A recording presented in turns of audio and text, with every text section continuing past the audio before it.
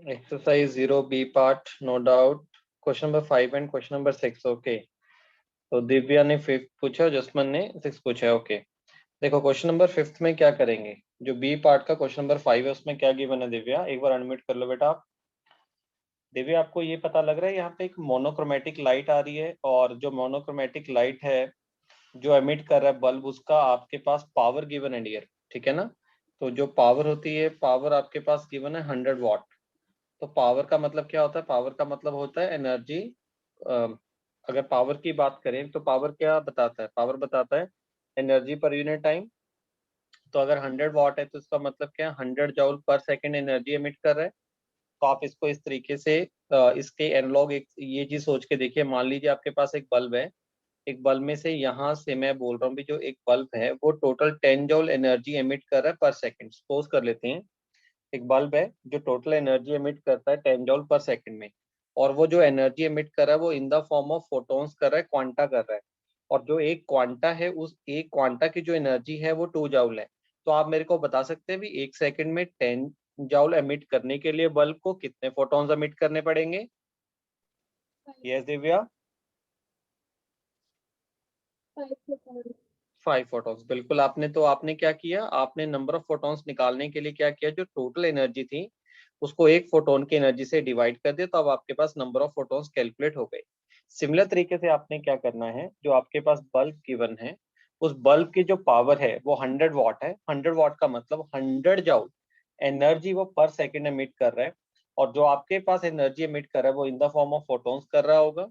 पर उन्होंने फोटॉन्स का डायरेक्टली एनर्जी नहीं दिया, उन्होंने फोटॉन्स का वेवलेंथ दे दिया। तो आप लोग क्या कर सकते हैं, E is equal to h nu, ये फोटोन की एनर्जी को निकालने का फॉर्मूला है। न्यू को हम लोग लिख सकते हैं सी अपॉन लैम्डा। तो इस फॉर्मूले के थ्रू यहाँ से आप एच की वैल्यू पुट करिए, सी की वैल्यू पुट करिए, लैम्डा की वैल्यू पुट करके एनर्जी निकाल लीजिए। वो जो एनर्जी आ जाएगी वो आपके पास एक फोटोन की एनर्जी आ जाएगी। तो आपके पास एक फोटोन की एनर्जी आई, तो जो टोटल एनर्जी हमारे पास पता है अपने को भी कितनी एमिट कर रहा है वो 100 जूल एमिट कर रहा है पर सेकेंड में। तो उसको क्या करो, एक फोटोन की एनर्जी से डिवाइड कर दो। अगर एक फोटोन की एनर्जी से डिवाइड कर देंगे तो जो आंसर आएगा वो आपके पास नंबर ऑफ फोटोन्स आ जाएंगे। राइट देविया। ओके, और सेकंड बेटा आप लोग क्या कर सकते हो, स्ट्रेट फॉरवर्ड डायरेक्टली भी कर सकते हो। हमें पता है E is equal to n h nu. जो टोटल एनर्जी कोई भी सोर्स एमिट करता है वो एन एच न्यू होती है अपने पास, ठीक है। तो क्या कर सकते हैं, टोटल एनर्जी आपको पता है कितनी एनर्जी एमिट कर रहा है वो 100 जूल। उसके लिए आपने निकालना क्या है, फोटॉन्स निकालने, एन की वैल्यू को निकालना है, इसको कैलकुलेट करेंगे।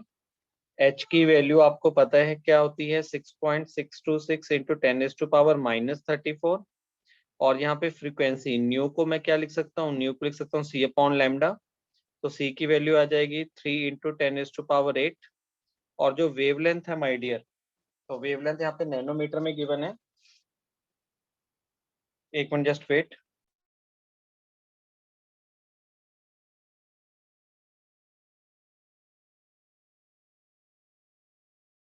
यहाँ पे वेवलेंथ गिवन है नैनोमीटर में, तो उस वेवलेंथ को मीटर में कन्वर्ट कर लीजिए। तो कितनी गिवन है आपके पास,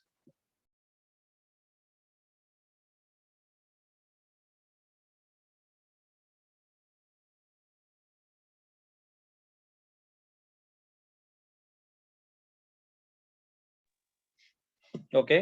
तो यहाँ से हम लोगों ने क्या कर लिया, तो डिवाइडेड बाय क्या कर दो, वेवलेंथ कर दो ना। जो आपके पास वेवलेंथ गिवन है, तो वेवलेंथ की वैल्यू 400 नैनोमीटर्स गिवन है। तो 400 इंटू 10 to the power -9 लीजिए। तो यहाँ से ये आपके पास directly number of photons calculate हो जाएंगे। देविया डन है आपका, हो जाएगा ये। आपकी आवाज नहीं आ रही बेटा, अगर आप बोलोगे नहीं फिर कैसे पता लगेगा क्लियर हुआ कि नहीं हुआ। क्लियर है सर। Okay right. अपने माइक को ठीक करके रखा करो सभी स्टूडेंट्स, माइक और कैमरा दोनों को बच्चों, ठीक है। ओके, सिक्स अब डाउट किसका है, क्वेश्चन नंबर 6 जो डाउट आ रहा है वो मेरे ख्याल से पूछा गया है, जसमन ने पूछा है, जसमन सिंह आपने पूछा है जी। बताइए क्या नहीं पता लगा आपको वहां पे। देखो जसमन ऐसा कर सकते हो आप, मैं आपको बताता हूँ।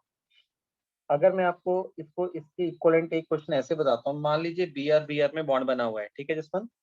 और इस बॉन्ड को क्लीव करने के लिए माय डियर आपको 10 जूल एनर्जी चाहिए। कितनी जूल एनर्जी चाहिए, 10 जूल इस बॉन्ड को क्लीव करने के लिए मान लेते हैं। तो अगर मैं पूछूं भी जो फोटोन इसको ब्रेक करेगा तो उस फोटोन के पास कितनी एनर्जी होनी चाहिए, तो आप भी डेफिनेटली क्या बोलोगे सर, 10 जॉल होनी चाहिए, राइट। क्योंकि जब किसी चीज को ब्रेक करने के लिए 10 जॉल एनर्जी चाहिए, तो जिस फोटोन के पास 10 जॉल एनर्जी होगी वो फोटोन इस बॉन्ड को तोड़ देगा डियर। अब आपके पास जो टोटल एनर्जी चाहिए, अब आपने क्या करना है, और एक याद रखिएगा, जो एक फोटोन होता है ना बेटा, जो एक पैकेट गिरता है, जो एक फोटोन गिरता है, एक पैकेट गिरता है, वो एक बॉन्ड को तोड़ेगा। ये 1-to-1 इंटरेक्शन सिस्टम होता है। वन फोटोन एक ही बॉन्ड को तोड़ेगा। तो यहाँ पे वो पूछ रहे हैं कि मिनिमम नंबर ऑफ फोटॉन्स, कितने फोटॉन्स। अच्छा देखो वो कहना क्या चाहता है, वो ये कहना चाहता है भी हमारे पास यहाँ पे Br2 में जो बॉन्ड बना हुआ है, उस बॉन्ड की जो एनर्जी है वो 194 किलो जूल पर मोल है। तो इसका मतलब ये हो गया अभी 194 किलो जूल एनर्जी चाहिए अपने को। 1 मोल का मतलब क्या है, 6.022 इंटू 10⁻⁻23 बॉन्ड्स को तोड़ने के लिए। तो 6.022 इंटू 10⁻⁻23 बॉन्ड्स को तोड़ने के लिए जो एनर्जी चाहिए आपके पास, वो एनर्जी कितनी है, 194 इंटू 10⁻³ जूल है। इतने बॉन्ड्स को तोड़ने के लिए कोई यूनिट्स को देखो, किलो जूल पर मोल, पर एक मोल में कितनी क्वांटिटी होती है, 6.022 इंटू 10⁻23 होती है। तो माय डियर, एक बॉन्ड को क्लीव करने के लिए कितनी एनर्जी चाहिए होगी बोलो। एक बॉन्ड को क्लीव करने के लिए 194 into 10⁻³ divided by my dear 6.022 into 10⁻23, इतनी एनर्जी, इतनी जॉल एनर्जी चाहिए। ये एनर्जी किसके लिए चाहिए, एक बॉन्ड को तोड़ने के लिए। अब आपको ये इतनी एनर्जी एक बॉन्ड को तोड़ने के लिए चाहिए। अब बॉन्ड को कौन तोड़ रहा है, फोटोन तोड़ रहा है। अब ये देख लो भी, इतनी एनर्जी, फोटोन का वेव नंबर क्या हो, जो इलेक्ट्रोमैग्नेटिक रेडिएशन आ रही है उसका वेव नंबर क्या हो भी उसके पास इतनी एनर्जी हो जाए। तो E इज इक्वल टू क्या करेंगे बेटा, एच न्यू करेंगे। तो E is equal to nu को मैं क्या लिख सकता हूँ, C अपॉन लैम्डा। 1/λ आपके पास क्या होता है, वेव नंबर होता है। तो E इज इक्वल टू क्या लिख सकते हैं, एच सी वेव नंबर। ये मैंने लिख दिया। तो आपने एक बॉन्ड को तोड़ने के लिए एनर्जी कितनी चाहिए थी, 194 इंटू 10⁻³ डिवाइडेड बाय 6.022 इंटू 10⁻23, इतनी एनर्जी चाहिए एक बॉन्ड को तोड़ने के लिए। एच की वैल्यू अपने को पता है, सी की वैल्यू पता है, यहाँ से वेव नंबर की वैल्यू कैलकुलेट कर लेंगे। तो अगर एक फोटोन के पास इतना वेव नंबर है, जो इलेक्ट्रोमैग्नेटिक रेडिएशन आ रही है, जो क्वांटा आ रहा है, अगर उसके पास इतना वेव नंबर है, तो इतने वेव नंबर वाला जो क्वांटा होगा वो इस बॉन्ड को क्या कर देगा, क्लीव कर देगा, राइट। जसमन, आपको मेरी बात क्लियर हुई बच्चों? ओके राइट, चलो बहुत अच्छे हैं। आगे चलते हैं स्टूडेंट्स। तो इसमें बी पार्ट में, एक्सरसाइज 0 के बी पार्ट में किसी स्टूडेंट का कोई और डाउट है या नहीं है? No doubt, okay. तो एक्सरसाइज 0 के खास, जिसमें किसका बोल रहे हो बेटा, थर्ड आपने किसका बोला है, जो क्वेश्चन नंबर 3 आप बोल रहे हो, किसका बोल रहे हो, कौन से पार्ट का बोल रहे हो? बी पार्ट का ही बोल रहे हो? एक्सरसाइज 1? नहीं नहीं, एक्सरसाइज 1 नहीं बेटा, एक्सरसाइज 0 की बात कर रहा हूँ ना अभी तो। अभी तो एक्सरसाइज 0 की बात कर रहा हूँ। तो एक्सरसाइज 0 के बी पार्ट में कोई डाउट नहीं है, ओके। अब एक्सरसाइज 0 के ही डी पार्ट में बताइए कौन सा डाउट है आपका।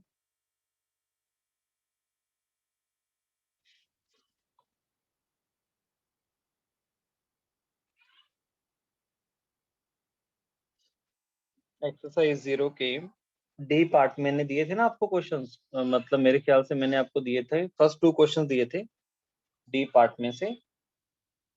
तो नहीं है उसमें किसी का कोई डाउट नहीं है? श्योर एवरीवन, किसी का कोई डाउट नहीं है?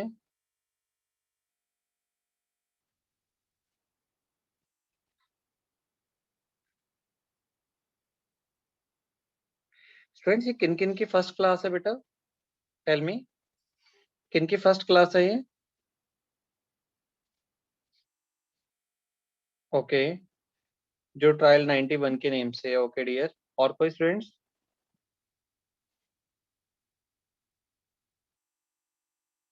हर्षिता, राइट, ट्रायल 96 के नेम से। तभी मैं सोचूं भी कुछ नाम मुझे ये नए नए से लग रहे हैं। ओके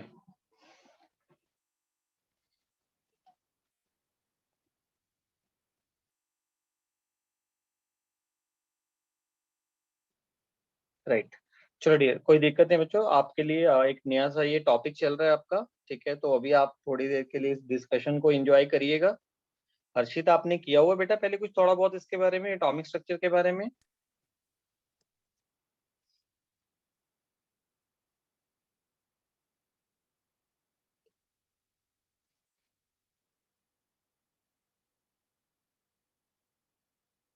ओके, तो कोई दिक्कत नहीं बेटा, अभी आज डिस्कशन चल रहा है, जैसे डिस्कशन कंप्लीट होगा फिर नेक्स्ट टॉपिक को स्टार्ट कर लेंगे, ठीक है।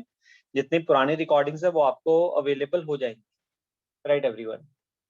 तो ये स्टूडेंट्स, तो आपको डी पार्ट में मेरे ख्याल से मैं बार बार रिपीट कर रहा हूँ, क्वेश्चन नंबर 1 क्वेश्चन नंबर 2 आपको सॉल्व करने के लिए दिया था। किसी का कोई डाउट है इसके अंदर कि नहीं है? नहीं है, चलो तो मूव करते हैं एक्सरसाइज 1 पे।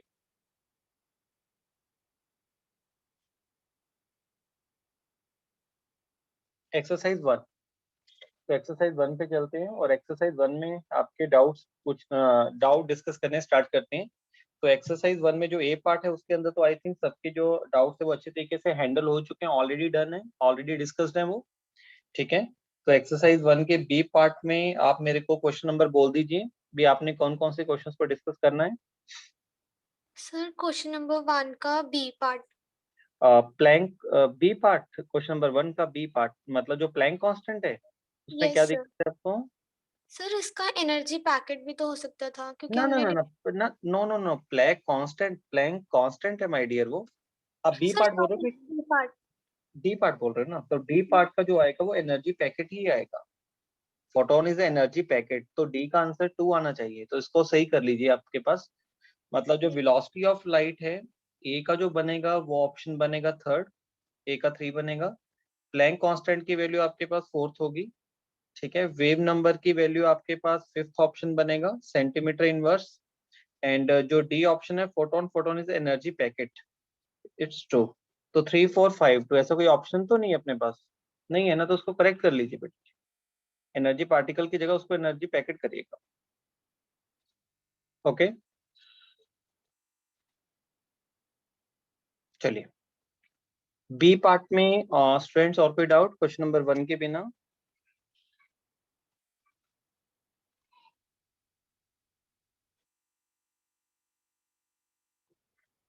No doubt.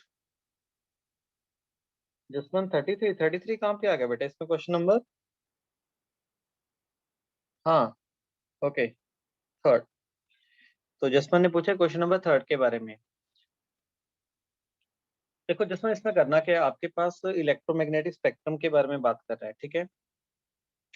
तो जो हमने इलेक्ट्रोमैग्नेटिक स्पेक्ट्रम किया था, आपको याद है इलेक्ट्रोमैग्नेटिक स्पेक्ट्रम, आपको याद है? मैं इस क्वेश्चन को आपको सोचना सिखाता हूँ कैसे आपने अपना अप्रोच बनाना है। देखो जो इलेक्ट्रोमैग्नेटिक स्पेक्ट्रम था जो हम लोगों ने याद किया था, हमने किया था Roman man invented very unusual X ray gun, right. और अगर कॉस्मिक आएगा ना तो कॉस्मिक इससे ज्यादा आ जाएगा, आगे आ जाएगा, राइट। तो ये हमारे पास इलेक्ट्रोमैग्नेटिक स्पेक्ट्रम। अब ये जो इलेक्ट्रोमैग्नेटिक स्पेक्ट्रम था इसको एक ऑर्डर में अरेंज किया गया था, वो ऑर्डर था फ्रीक्वेंसी और वेवलेंथ का। अब आपने क्या करना है, देखो अब आपको फ्रीक्वेंसी के बारे में तो क्लियर होगा कि किसकी फ्रीक्वेंसी ज्यादा है किसकी फ्रीक्वेंसी कम है, क्योंकि फ्रीक्वेंसी की तो बात हम लोगों ने कर ही ली थी, ठीक है। अभी रेडियो से अगर हम लोग रेडियो वेव से अगर कॉस्मिक रेस की तरफ जा रहे हैं तो क्या हो रहा है हमारे पास, ठीक है। तो अगर फ्रीक्वेंसी के बारे में कर लिया था, वेवलेंथ के बारे में भी सेम रिजल्ट हम लोगों ने कर लिया था।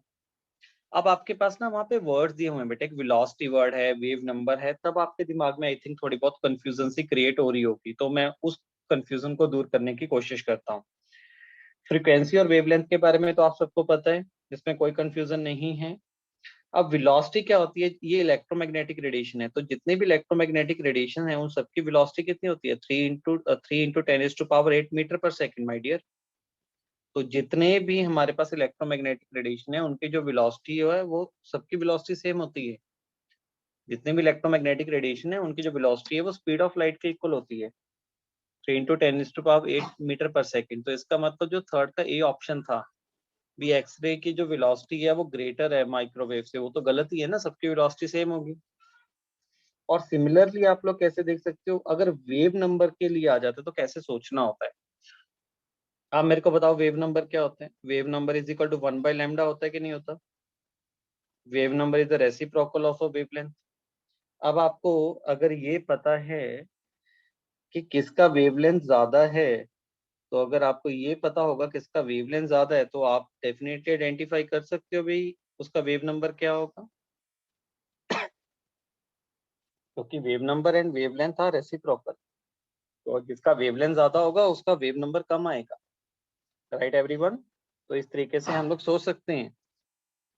क्या कहते हो, सबको क्लियर है ये चीजें। जिसमें आई थिंक अब तेरा शायद डाउट क्लियर हो गया बच्चे।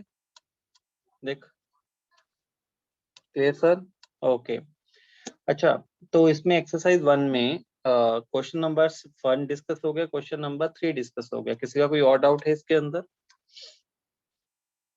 डिस्कशन को आप लोगों को थोड़ा सा ज्यादा सीरियस लेने की जरूरत है स्टूडेंट्स, क्योंकि डिस्कशन से ही अपने को बहुत चीजें सीखने को मिलेंगी। तो जो भी डिस्कशन होगा वो ज्यादा इफेक्टिव होना चाहिए आई थिंक। ओके, तो मैं ये मान के चलूं बी पार्ट तक कोई आपका डाउट नहीं है, अच्छे तरीके से प्रॉब्लम हैंडल हो चुकी है। Okay, very good. तो चलिए अब मूव करते हैं पार्ट डी पे। पार्ट डी पे, तो पार्ट डी में आप अपने डाउट्स मेरे को बताइएगा। सर क्वेश्चन नंबर 4 एक में एक जो मिनट। पहले आप कौन, दिव्या बोल रहे हो। प्रियांश है। प्रियांशी, प्रियांशी पहले आप अपने डाउट्स लिखवा दीजिए बेटा। क्वेश्चन नंबर 4 बोल रहे हो, राइट। हाँ जी। सर उसमें बस एक ऑप्शन में ही डाउट है। अच्छा कोई बात नहीं, 4th। ओके। अच्छा ऐसा करता हूँ फिर मैं, जस्ट वेट, मैं ना क्वेश्चन नंबर लिखता हूँ, आप मेरे को बता दीजिएगा, जिसका जो जो डाउट होगा वो उस पे हैंड रेज कर लीजिएगा। क्वेश्चन नंबर 1, अगर किसी का डाउट है तो वो हैंड रेज कर सकता है। जहां पे भी डाउट होगा वहां पे हैंड रेज कर लीजिएगा। 1, 2 मैंने दिया नहीं था अभी। क्वेश्चन नंबर 3 पे। ओके, जिसमें आपका डाउट है क्वेश्चन नंबर 3 पे, राइट। ओके, देखिए 3 में क्या करना होता है। 3 में जिसमें ये पूछा गया बेटा, the change in the velocity when hydrogen electron jump from the के शेल टू एल शेल। आपके पास कोई एक एटम बना हुआ है, एटम ये सेंटर में न्यूक्लियस है, इस तरीके से हमारे पास नंबर ऑफ ऑर्बिट्स बने हुए हैं। और ये जो पहले वाला शेल है, के शेल है, ये एल है, ये एम है, ये एन, के एल एम एन बन गया अपने पास। वो और हाँ, और हमें स्पेशली ये बात बताना चाह रहा है भी जो इलेक्ट्रॉन है वो हमारे पास के शेल से एल शेल में जा रहा है।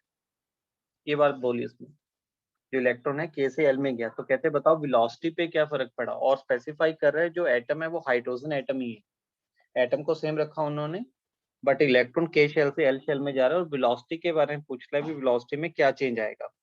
देखो आप सोच के देखो, आप क्या करो, पहले के शेल में वेलोसिटी को निकाल लो। के शेल में वेलोसिटी के लिए क्या करोगे, वी नॉट। वी नॉट मतलब यहाँ पे कांस्टेंट वैल्यू होती है ना, 2.18 इंटू 10⁻⁶। उस कांस्टेंट वैल्यू को मैंने वी नॉट ले लिया। पहले अपने फर्स्ट शेल में वेलोसिटी निकालनी है के शेल में, तो V naught into Z by n करोगे, वेलोसिटी का फॉर्मूला है। फिर वो कहाँ पे चला गया, सेकंड ऑर्बिट में चला गया। जब सेकंड ऑर्बिट में चला गया तो वहां पे वेलोसिटी निकाल लो, तो उसका फॉर्मूला भी क्या आएगा, V naught into Z by n आएगा। ये वेलोसिटी का फॉर्मूला है आपके पास। अब कांस्टेंट तो कैंसिल आउट ही हो जाएगा दोनों में, वी नॉट कैंसिल हो गया अपने पास। और दोनों केसेस में जेड की वैल्यू भी माय डियर कैंसिल हो गई। क्यों, क्योंकि यहाँ पे गिवन है आपके पास पे जो एटॉमिक नंबर है, वो हाइड्रोजन के लिए बात करें तो हाइड्रोजन का एटॉमिक नंबर 1 है, तो जेड की वैल्यू 1 हुई। तो इसका मतलब जो हमारे पास वेलोसिटी का जो रेशियो आएगा, ठीक है, तो v1/v2 ये किसके इक्वल आ गया, ये आ गया n2/n1 के। ठीक है, तो मतलब 2/1 आ गया ना। n2/n1 का मतलब n की वैल्यू, n2 मतलब यहाँ पे 2/1 आ गया ना। n2 का मतलब क्या है बेटा, सेकंड ऑर्बिट, और n1 का मतलब क्या है, फर्स्ट ऑर्बिट। ठीक है, तो 2/1 आ गया। इसका मतलब v1/v2 कितना आ गया, 2/1 हो गया। तो v2 किसके इक्वल आ गया, तो v2 की अगर वैल्यू देखेंगे तो v2 is equal to 1/2 of v1। तो यहां से क्या पता लगा, जो वेलोसिटी है जब इलेक्ट्रॉन K से L की तरफ गया होगा तब जो वेलोसिटी होगी वो ओरिजिनल वेलोसिटी का हाफ होगी। तो थर्ड का जो आंसर आएगा वो ए आना चाहिए। थर्ड का आंसर ए आएगा, जिसमें आएगा 1/2 ऑफ इट्स ओरिजिनल वेलोसिटी। जितनी वेलोसिटी है उसका क्या हो जाएगा, हाफ हो जाएगा। ठीक है, जसमन कहता है बिल्कुल सर क्लियर है, A to Z सब चीजें क्लियर हैं। Okay, question number 4। Yes Priyanshi, आप बोलिए बेटा अपना डाउट क्या था इसमें आपका। तो मैंने ये पूछना था कि जो पार्ट डी में हम फोर्स की बात कर रहे हैं, वो फोर्स जो न्यूक्लियस लगा रहा है उस फोर्स की बात कर रहे हैं ना हम बस। बिल्कुल बिल्कुल। हो जाएगा अदरवाइज फिर। तो यस सर, अदरवाइज तो नेट फोर्स 0 ही होएगा इलेक्ट्रॉन पे। हाँ बिल्कुल। बस सर यही था। तो वो ऐसा आ जाएगा, करूं या 1/n4 आ जाएगा। सर आ गया था। आ गया था। ओके, मैं बाकियों से पूछ लूं। क्वेश्चन नंबर 4 बेटा किसी का डाउट है।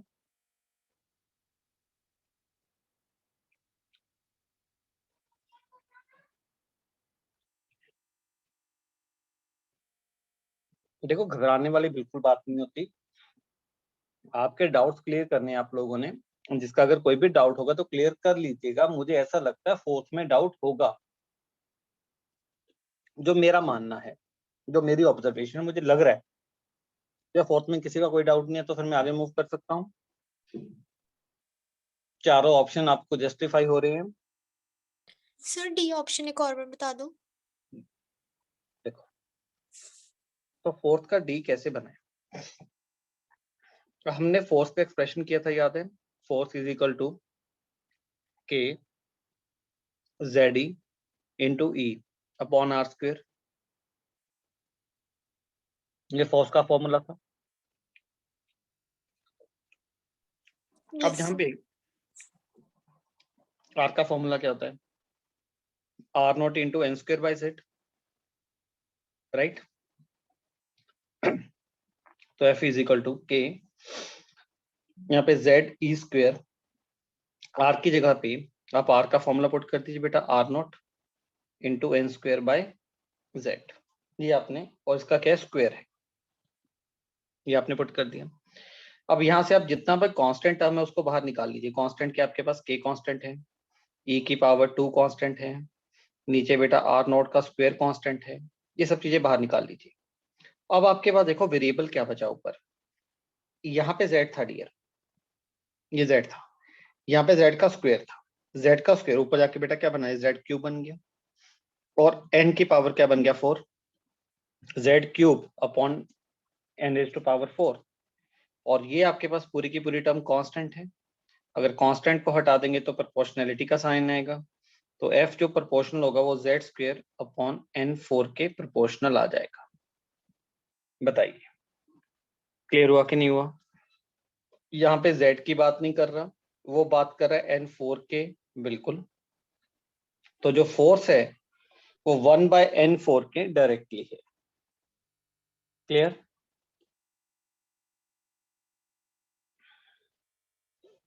ये क्लियर हो गया। Yes sir. ओके,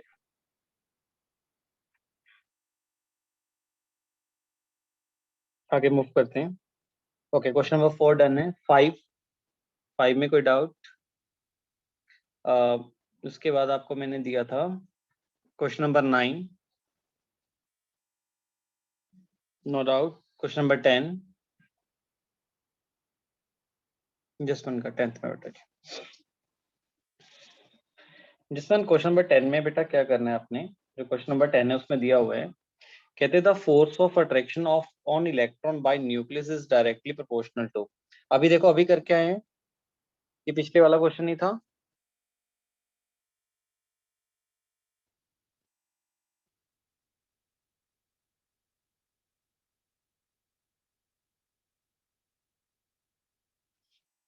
ठीक है जिसमें अभी जो आप लोगों ने लास्ट क्वेश्चन किया था, जिसमें मैंने फोर्स का जो निकाला था, force is directly proportional to, हमारे पास क्या आया था, जेड क्यूब अपॉन एन 4 आ गया था। अभी सॉल्व करके आए हैं पीछे, तो ये वाला क्वेश्चन भी हो जाएगा आई थिंक 10th वाला। ओके, इसके बाद स्टूडेंट्स जो था अपने पास क्वेश्चन नंबर 13।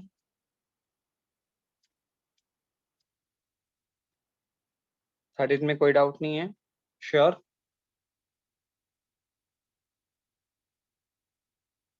ओके।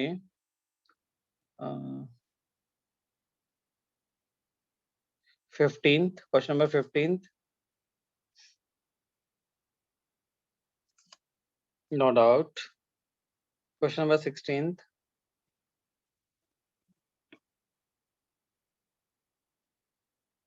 बहुत अच्छे, ग्रेट. बहुत कम डाउट है आपके तो. क्वेश्चन नंबर 16 में कोई डाउट नहीं है. Question number 17.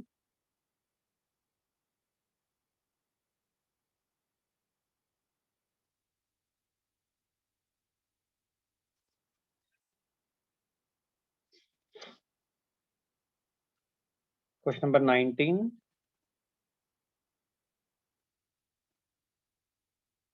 No doubt. ठीक है.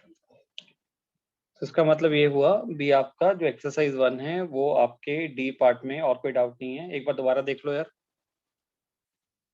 जो अपने डाउट्स है एक बार उनको उन पे नजर डाल लो. देखो शायद कई बार कोई क्वेश्चन रह जाता है इसमें. देखो कोई क्वेश्चन रह तो नहीं गया डिस्कस करने वाला?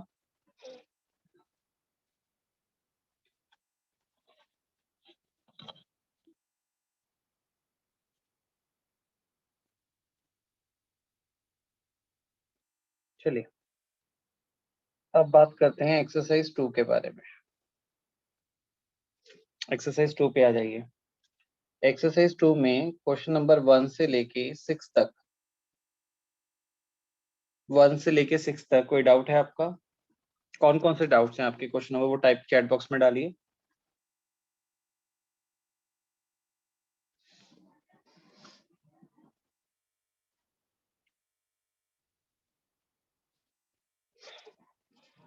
प्रीतिका 2. ओके. एक तो क्वेश्चन नंबर 2 राइट. बाकी फर्स्ट 6 में कोई डाउट नहीं है.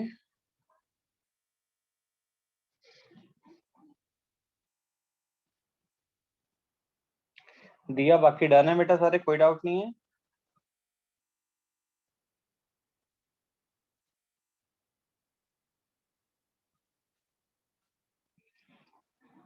ओके.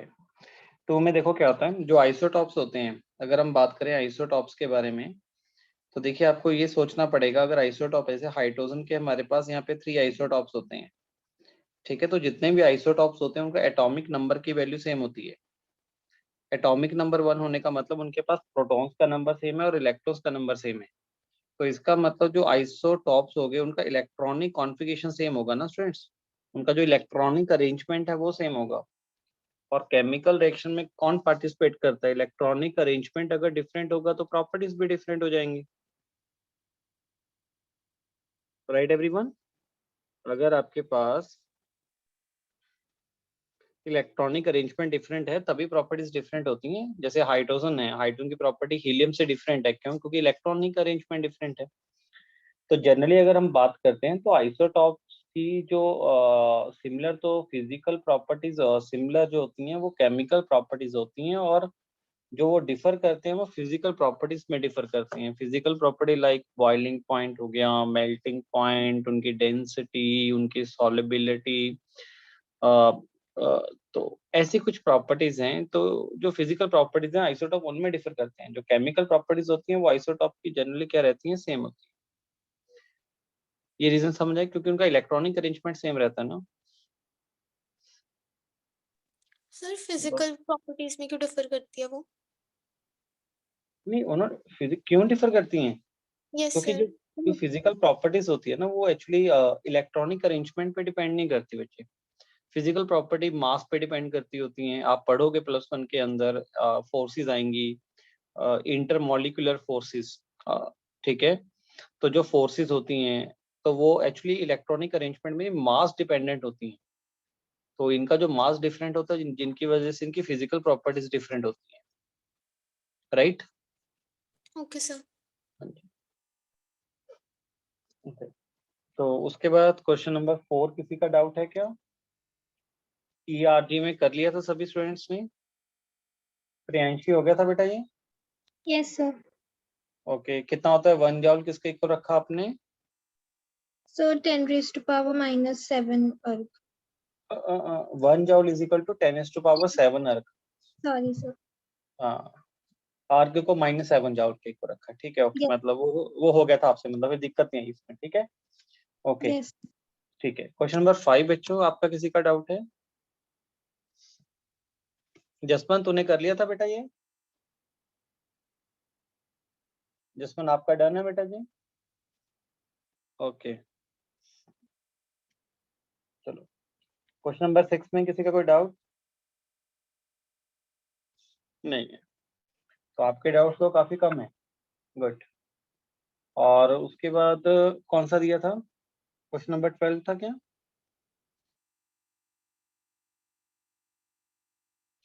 बोलो यार,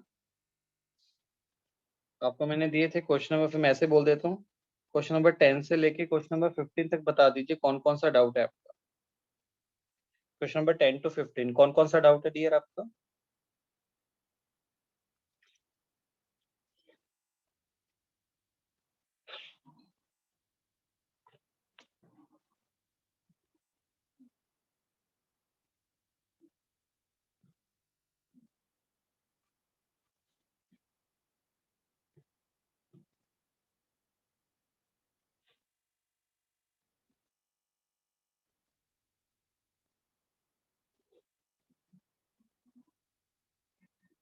नो डाउट, ओके।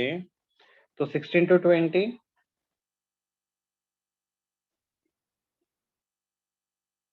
16 to 20 कोई डाउट? जो क्वेश्चन आपको टिक करवाए थे करने के लिए, ठीक है। ओके, तो 21 to 25,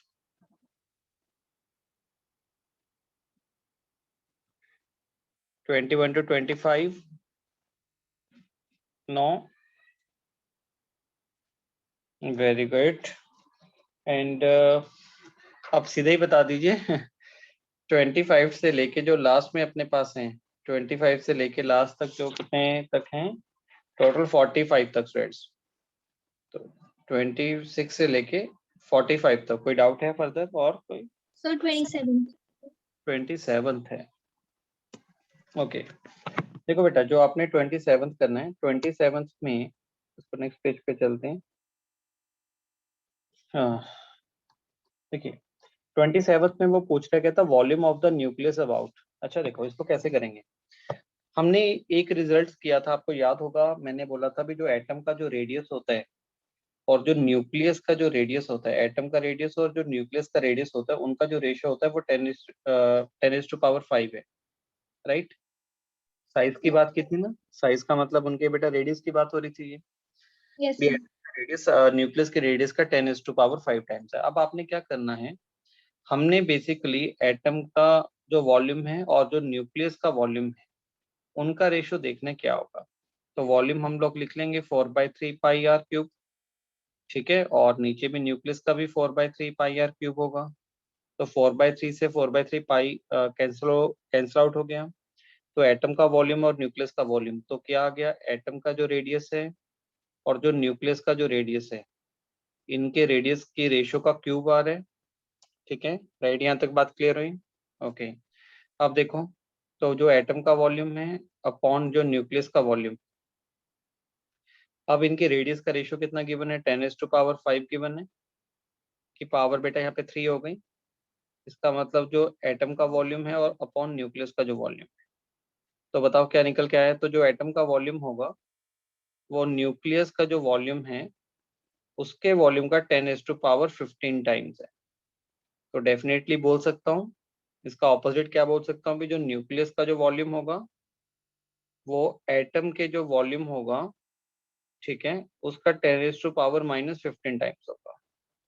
बोलिए, clear? Tension? Yes sir. Okay, कोई और डाउट स्टूडेंट किसी का?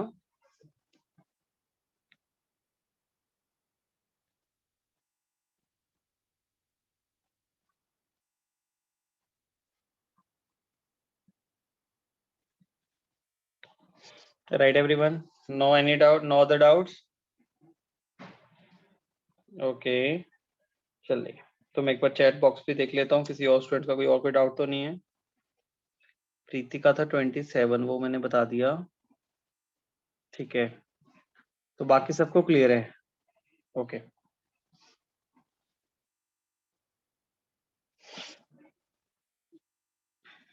चलिए डियर, तो आगे मूव करते हैं अब।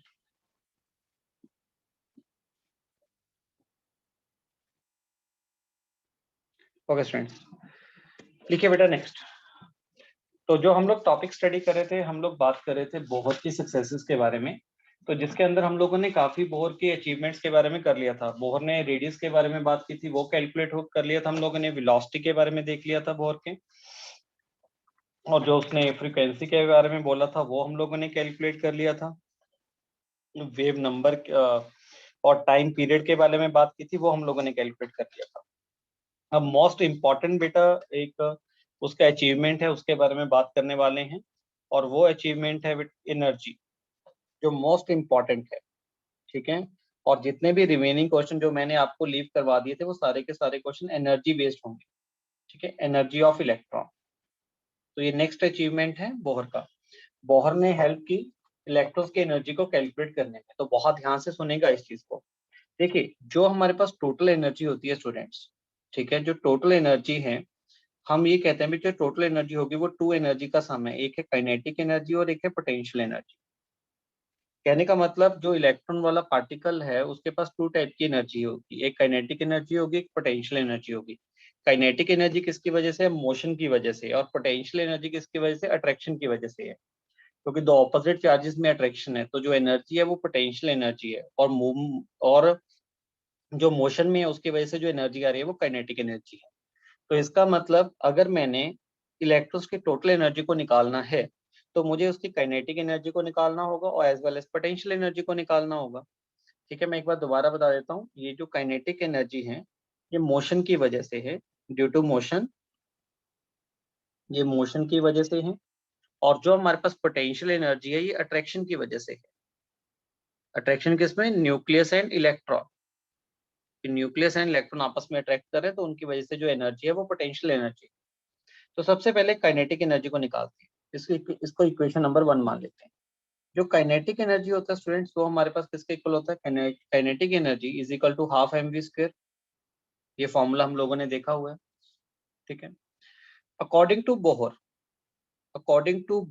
पोस्टुलेट्स, अगर हम बोहर के पोस्टुलेट्स की बात करें तो बोहर ने ये पोस्टुलेट्स दिया था क्या? kZe²/r² is equal to mv²/r।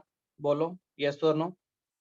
Bohr ने ये चीज बोली थी, जो फोर्स ऑफ अट्रैक्शन होती है वो सेंट्रीफ्यूगल फोर्स के इक्वल होती है। ये बोहर के अंदर हम लोगों ने लिखा था। यहाँ से आप mv² की वैल्यू को निकालिए।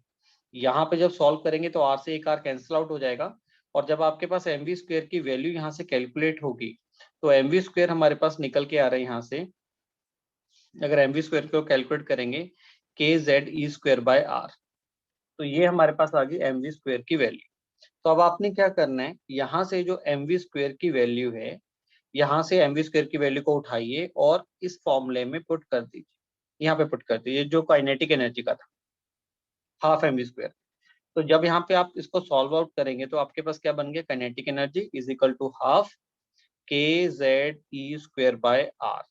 तो ये एक बहुत इंपॉर्टेंट आपके पास एक्सप्रेशन ड्राइव हो गया किसका? काइनेटिक एनर्जी का। मोस्ट काफी इंपॉर्टेंट है, इसका यूज काफी जगह पे आएगा स्टूडेंट। काफी न्यूमेरिकल्स में आप लोग इस फॉर्मूले को देखोगे। तो जब आपने इलेक्ट्रॉन्स की काइनेटिक एनर्जी को निकालना है, तो काइनेटिक एनर्जी के लिए हम लोग इस फॉर्मूले को यूज करेंगे, हाफ kZe²/r को। राइट एवरीवन, ये सबको क्लियर होगा यहाँ तक? काइनेटिक एनर्जी के एक्सप्रेशन में तो आई थिंक किसी को कोई दिक्कत नहीं होगी। ओके, अब हमारे पास पोटेंशियल एनर्जी क्या होती है? अब हम देखते हैं पोटेंशियल एनर्जी के बारे में। तो जो अगर हमारे पास दो ऑपोजिट चार्जेस है, तो ऑपोजिट चार्जेस क्या करें? आपस में इंटरेक्ट कर रहे हैं। तो जो ऑपोजिट चार्जेस में इंटरेक्शन हो रही है, इलेक्ट्रॉन और न्यूक्लियस के बीच में इंटरेक्शन है, तो उसकी वजह से जो पोटेंशियल एनर्जी होती है वो हमारे पास इक्वल होती है किसके? देखो आपको बताता हूँ, अगर दो ऑपोजिट चार्जेस हैं, एक पॉजिटिव चार्ज एक नेगेटिव चार्ज है, तो ऑपोजिट चार्जेस के बीच में इंटरेक्शन है, तो यहाँ पे जो पोटेंशियल एनर्जी होती है, अगर ये वाला चार्ज Q1 है और ये वाला चार्ज Q2 है, तो पोटेंशियल एनर्जी का फॉर्मूला होता है हमारे पास -k Q1 ये पॉजिटिव चार्ज है, ये Q2 नेगेटिव चार्ज है अपॉन R। ये वाला चार्ज पॉजिटिव, ये वाला चार्ज नेगेटिव। एनर्जी में ना साइन कन्वेंशन को साथ में कैरी करना होता है, एंड जब भी आप लोग एनर्जी का एक्सप्रेशन लिखोगे तो साइन कन्वेंशन को साथ में कैरी करोगे। ठीक है, ओके स्टूडेंट्स, ये बात क्लियर हुई यहाँ पे। अब जो पोटेंशियल एनर्जी होगा उसका एक्सप्रेशन क्या बनेगा, के। न्यूक्लियस के ऊपर चार्ज कितना होता है बच्चों, Ze, और इलेक्ट्रॉन्स के ऊपर चार्ज कितना होता है, -E। Potential energy is equal to minus, potential energy किसके इक्वल आ गया, K Q1 Q2 bye R²। यहाँ पे अगर हम बात करें, यहाँ पे एक हमारे पास न्यूक्लियस है और एक इलेक्ट्रॉन है, और हम लोगों ने क्या स्टडी किया था, जो इलेक्ट्रॉन्स के ऊपर जो चार्ज होता है, न्यूक्लियस के ऊपर जो चार्ज है वो Ze है, और इलेक्ट्रॉन्स के ऊपर जो चार्ज है वो E है। तो न्यूक्लियस और इलेक्ट्रॉन्स के बीच में जो पोटेंशियल एनर्जी आएगी वो KZe into -E upon R। ये फॉर्मूला होता है स्टूडेंट्स, पोटेंशियल एनर्जी को कैलकुलेट करने का, पोटेंशियल एनर्जी का फॉर्मूला है। तो यहाँ से पोटेंशियल एनर्जी क्या निकल के आई, potential energy is equal to, minus को बाहर ले लेता हूँ, क्या एक्सप्रेशन बन गया, KZe² by R। Again very important expression, किसका बना, ये पोटेंशियल एनर्जी का मोस्ट इंपॉर्टेंट एक्सप्रेशन दिया यहाँ पे। ठीक है, जो काइनेटिक एनर्जी का एक्सप्रेशन था वो क्या था, हाफ KZe² है, और पोटेंशियल एनर्जी का यहाँ पे जो एक्सप्रेशन निकल के आ रहा है वो हमारे पास आ रहा है -KZe² by R, expression of potential energy. Okay, अब देखिए, जब यहां तक हम लोगों ने कैलकुलेट कर लिया तो काइनेटिक एनर्जी का एक्सप्रेशन आ गया, पोटेंशियल एनर्जी हम लोगों ने कैलकुलेट कर ली। अब यहाँ पे सोचो थोड़ा सा, यहाँ पे भी चीजों को और सोचना है आपने। यहाँ पे स्टूडेंट सोचिएगा, अगर मैं काइनेटिक एनर्जी की बात कर रहा हूँ, जैसे जैसे मेरे पास R की वैल्यू इंक्रीज करेगी, आप मेरे को बताइए काइनेटिक एनर्जी में क्या इम्पैक्ट पड़ने वाला है। अगर मेरे पास R की वैल्यू इंक्रीज करेगी तो काइनेटिक एनर्जी पे क्या इम्पैक्ट पड़ने वाला है। तो क्लियर कट हमें ये दिखाई दे रहा है, जो काइनेटिक एनर्जी है वो R के इनवर्सली है। तो इसका मतलब जैसे जैसे R की वैल्यू इंक्रीज करेगी वैसे वैसे काइनेटिक एनर्जी की वैल्यू डिक्रीज करेगी। Right everyone, clear. तो R की वैल्यू इंक्रीज करने से काइनेटिक एनर्जी कम होगी। इसका मतलब ये एक्सप्रेशन हमें ये बता रहा है भी जितना आप लोग न्यूक्लियस से दूर जाएंगे उतने इलेक्ट्रॉन की काइनेटिक एनर्जी की वैल्यू ज्यादा होगी। पोटेंशियल एनर्जी के बारे में सोचिए क्या बन रहा है। अगर पोटेंशियल एनर्जी के बारे में सोचेंगे तो देखो, अब पोटेंशियल एनर्जी में एक बड़ा इंटरेस्टिंग रिजल्ट निकल के आता है। अगर R की वैल्यू आप लोग इंक्रीज करोगे तो आपको भी सोचने में ये दिखाई दे रहा है भी जो पोटेंशियल एनर्जी है वो तो R के इनवर्सली प्रोपोर्शनल है, पर ऐसा नहीं है। देखो ध्यान से, अगर आप R की वैल्यू को इंक्रीज करते हो तो आपके पास डिनोमिनेटर बढ़ेगा, बढ़ेगा डिनोमिनेटर, बिल्कुल इंक्रीज किया। अगर डिनोमिनेटर बड़ा होगा तो ओवरऑल वैल्यू माय डियर छोटी होगी, ओवरऑल वैल्यू छोटी होगी। अगर डिनोमिनेटर बड़ा होगा तो ओवरऑल वैल्यू छोटी होगी, और ओवरऑल वैल्यू किस में है, पॉजिटिव में है कि नेगेटिव में है, नेगेटिव में है। तो ओवरऑल नेगेटिव वैल्यू कम होगी, ओवरऑल जो नेगेटिव वाली वैल्यू है वो छोटी हो रही है। आप मेरी बात समझे, अगर नेगेटिव वैल्यू कम होगी इसका मतलब यहाँ पे पोटेंशियल एनर्जी की वैल्यू इंक्रीज करेगी यार। इसका मतलब नेगेटिव वैल्यू छोटा होने का मतलब पॉजिटिव वैल्यू बढ़ रही है ना। स्टूडेंट्स बताओ, ये वाला पॉइंट क्लियर हुआ सबको। इसके बेसिस पे नीट में पूछा जा चुका है। नीट में 2 टाइम्स इसके बारे में प्रीवियस ईयर क्वेश्चन यहाँ से भी बना था और प्रीवियस ईयर क्वेश्चन अपने पास यहाँ से भी बना था। यहाँ दोनों से बेटा प्रीवियस ईयर क्वेश्चन बना अपना, काइनेटिक एनर्जी से और पोटेंशियल एनर्जी से। ये बात क्लियर हुई। यस। देखने में तो ऐसा फील आ रहा है कि R और पोटेंशियल एनर्जी इनवर्सली हैं, पर नहीं है। R और पोटेंशियल एनर्जी डायरेक्टली हैं, क्योंकि आगे negative sign given, negative term छोटी हो रही है। नेगेटिव टर्म छोटे होने का मतलब क्या हो रहा है, ओवरऑल टर्म बढ़ रही है अपने पास। तो इसका मतलब R और पोटेंशियल एनर्जी हमारे पास क्या होगी, डायरेक्टली प्रोपोर्शनल होगी। ठीक है, तो हम लोगों ने क्या किया, यहाँ पे काइनेटिक एनर्जी का एक्सप्रेशन निकाल लिया और पोटेंशियल एनर्जी का निकाल लिया। अब क्या कर लेते हैं, टोटल एनर्जी का एक्सप्रेशन निकाल लेते हैं। तो टोटल एनर्जी अगर हम लोग निकालेंगे तो total energy is equal to किसके इक्वल होगी, टोटल एनर्जी होगी हमारे पास potential energy plus kinetic energy के। तो total energy is equal to potential energy अभी हम लोगों ने कैलकुलेट किया -kz E² r, ये हमारे पास पोटेंशियल एनर्जी है। काइनेटिक एनर्जी है ½ kz E² r। तो टोटल एनर्जी हमारे पास कितनी आ गई बताओ? एक है ½ kz² और एक है -kz²। तो कितना आ गया? -1/2 kz E² आ गई। Again very important expression students, ये टोटल एनर्जी का एक्सप्रेशन हम लोगों ने कैलकुलेट किया है।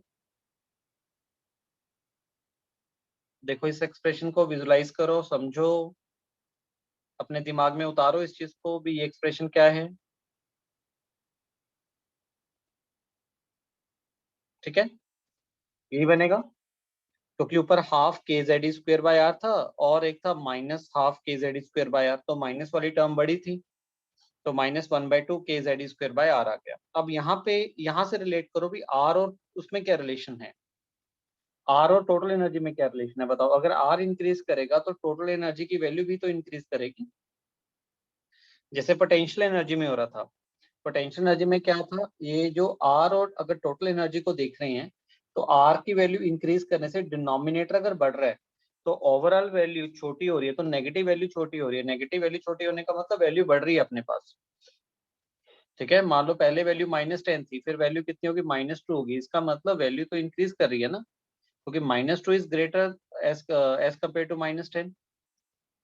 ठीक है, तो यहाँ से ये पता लगा भी आर की वैल्यू अगर इंक्रीज करे तो टोटल एनर्जी इंक्रीज करेगी। तो यहाँ से ये चीज अपने को पता लगी भी जैसे जैसे आप न्यूक्लियस से दूर जाता जाएगा इलेक्ट्रॉन, अब यहाँ पे देखो वो चीज भी जस्टिफाई हो रही है भी, जैसे जैसे न्यूक्लियस से दूर जाते जाओगे वैसे वैसे एनर्जी की वैल्यू इंक्रीज करती जाएगी इलेक्ट्रॉन्स की।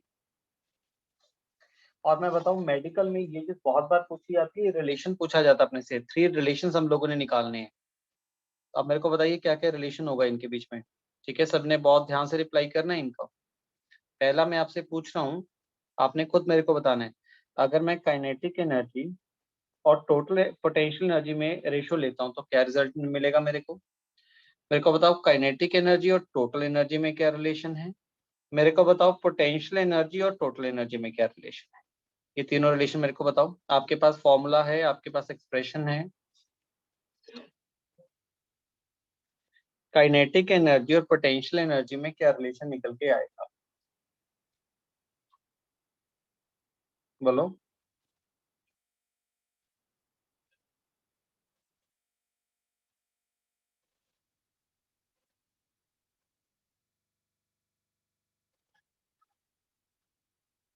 स्टूडेंट्स नहीं हुआ क्या?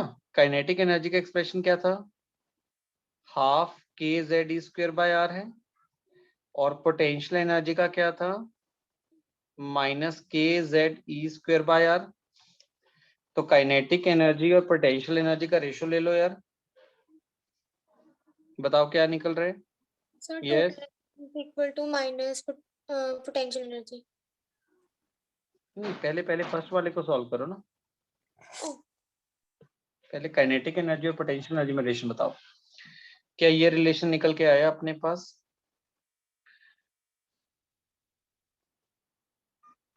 -2:1। यस ठीक है जी, ये बना, इसमें कोई भी दिक्कत नहीं होगी। काइनेटिक एनर्जी और पोटेंशियल एनर्जी में जो बनेगा वो -2:1 बनेगा। काइनेटिक एनर्जी और टोटल एनर्जी देखो क्या है। काइनेटिक एनर्जी क्या थी? ½ kz²r था। टोटल एनर्जी बेटा क्या है? -½ kz²r है। इसका मतलब टोटल एनर्जी और काइनेटिक एनर्जी का जो रेशियो आएगा वो -1 आएगा। ये स्टूडेंट्स क्लियर? क्योंकि तभी हम लोग बोल सकते हैं जो काइनेटिक एनर्जी होगी वो नेगेटिव ऑफ टोटल एनर्जी होगी। टेल मी, फटाफट बोलो, क्लियर है यहाँ तक? काइनेटिक एनर्जी ½ mv² है, टोटल एनर्जी भी -½ kz²r है, तो दोनों का मैग्नीट्यूड तो सेम है, सिर्फ साइन का फर्क है। चलो अगला बोलो, पोटेंशियल एनर्जी और टोटल एनर्जी में क्या रिलेशन है? अब पोटेंशियल एनर्जी तो एक्सक्यूज है। मी सर। हाँ जी, सर काइनेटिक एनर्जी और पोटेंशियल एनर्जी की रेशियो -1/2 आएगी। काइनेटिक एनर्जी और पोटेंशियल एनर्जी की रेशो बोल रहे हो? Yes sir. Yes sir. हाँ बिल्कुल, हाँ राइट, -1/2, राइट, यस, -1/2, ठीक है। पोटेंशियल एनर्जी और टोटल एनर्जी में बोलो, very good. Potential energy and total energy में रिलेशन देखते हैं। पोटेंशियल एनर्जी हमारे पास थी यहाँ पे -kZe²/r है बेटा जी, और जो टोटल एनर्जी है वो -12 kZe²/r है। तो बताओ टोटल एनर्जी और पोटेंशियल एनर्जी में की क्या रेशो बनी अपने पास? अरे कितना सिंपल तो है, नेगेटिव तो नहीं आएगा हर्षिता? आप देखो 1 बेटा, दोनों का माय डियर ये हो गया ना, दोनों का नेगेटिव साइन है बच्चों। हर्षिता, पोटेंशियल एनर्जी है -kZe²/r है, और टोटल एनर्जी भी टोटल एनर्जी -12 kZe²/r है। तो 2:1 आ गया अपने पास। अरे बहुत सिंपल है यार, देखो ध्यान यस से, सर। सर 2:1। ठीक है, राइट। तो ये तीनों क्वेश्चंस बेटा प्रीवियस ईयर नीट में है, ठीक है, ये नीट में पूछे जाते हैं directly. Potential energy kinetic energy में क्या रिलेशन है, तो ये तीनों रिलेशंस के बारे में अपने को पता होना जरूरी, ठीक है, वेरी इंपॉर्टेंट फॉर नीट। तो पहले वाले केस में काइनेटिक एनर्जी पोटेंशियल एनर्जी का ratio -1/2, kinetic energy total energy का जो रेशो है वो -1 है, और पोटेंशियल एनर्जी और टोटल एनर्जी में आ रहा है 2:1। इसका मतलब ये हो गया जो पोटेंशियल एनर्जी की वैल्यू है वो टोटल एनर्जी की वैल्यू का 2 टाइम्स है। बिल्कुल है भी, डेफिनेटली है। जब टोटल एनर्जी को 2 से मल्टीप्लाई करोगे तभी पोटेंशियल एनर्जी के इक्वल आएगा अपने पास। चलिए यहाँ तक डन हो गया सबको? ओके स्टूडेंट्स, बताओ स्टूडेंट्स यहाँ तक क्लियर है? ये रेशियोज के बारे में क्लियर है? हर्षिता डन? ओके चलो, अब आपने क्या किया, टोटल एनर्जी का एक्सप्रेशन निकाल लिया। तो टोटल एनर्जी का जो हमारे पास आया था एक्सप्रेशन, तो टोटल एनर्जी हम लोगों ने निकाला। टोटल एनर्जी का जो हमारे पास आ गया था, टोटल एनर्जी हम लोगों ने निकाल ली थी -12 kZe²/r, ठीक है, ये टोटल एनर्जी का हमारे पास रिजल्ट आ गया था। अब यहाँ पे क्या करो, आर की वैल्यू पुट कर दो। आर की वैल्यू क्या होती है अपने पास, हमने किया हुआ है, आर की वैल्यू होती है n² h² / 4π² m kZe²। Right everyone, सबको याद होगा आई थिंक ये आर की वैल्यू।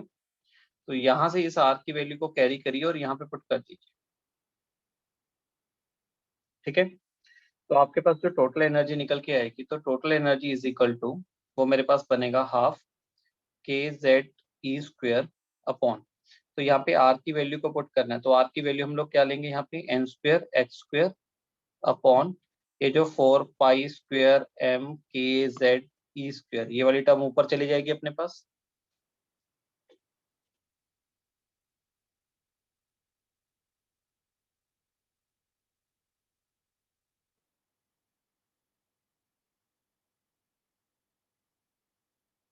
Okay done. तो चलिए यहाँ से वही कुछ चीज करनी है, जो हमारे पास कांस्टेंट है उनको बाहर निकाल लीजिए।